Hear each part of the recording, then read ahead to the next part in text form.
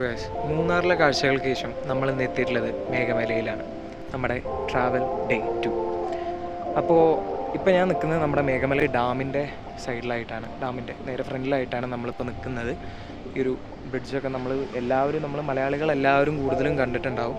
കാരണം മേഘമല എന്ന് പറയുന്നത് എനിക്ക് തോന്നുന്നു കേരളത്തിലാണ് ഏറ്റവും ഫേമസ് എന്ന് പറയേണ്ടി വരും. കാരണം ഞാൻ ഇപ്പോൾ കയറി വന്നപ്പോൾ ഇവിടെ ചെക്കിങ് ഉണ്ട് കേട്ടോ, 2 പോലീസുകാരുണ്ട്, എല്ലാം ചെക്ക് ചെയ്യുന്നുണ്ട്. അവർ തന്നെ പറയണത് ഏറ്റവും കൂടുതൽ കേരളക്കാരാണ് ഇവിടെ വരുന്നതെന്നില്ല.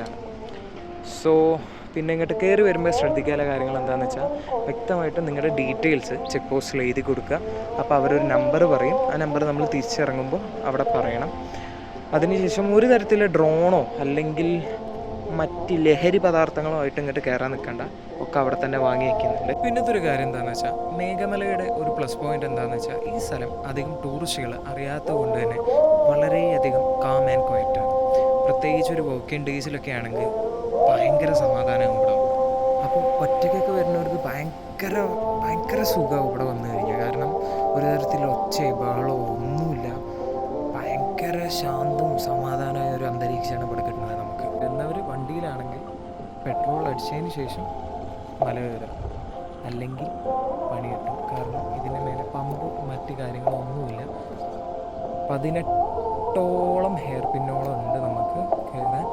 സോ പെട്രോളൊക്കെ അടിച്ചതിന് ശേഷം മാത്രം കയറാം. പിന്നെ ഹോട്ടൽസ് ആണെങ്കിലും റെസ്റ്റോറൻറ്റ്സ് ആണെങ്കിലും ചുരുക്കം ചിലത് മാത്രമേ ഉള്ളൂ. ചെറിയ കടകളാണ് കൂടുതലും ഉള്ളത്. പിന്നെ ചായക്കടകളുണ്ട്. സോ എല്ലാം ശ്രദ്ധിച്ചിട്ട് മേഘമലയിൽ കയറാം. പിന്നെ റേഞ്ച് ചില സ്ഥലത്ത് റേഞ്ചില്ല, ചില സ്ഥലത്ത് എന്നാൽ റേഞ്ച് കിട്ടുന്നുണ്ട്. ഐ തിങ്ക് BSNLനൊക്കെ അത്യാവശ്യം നല്ല റേഞ്ച് കിട്ടുന്നുണ്ടാവും.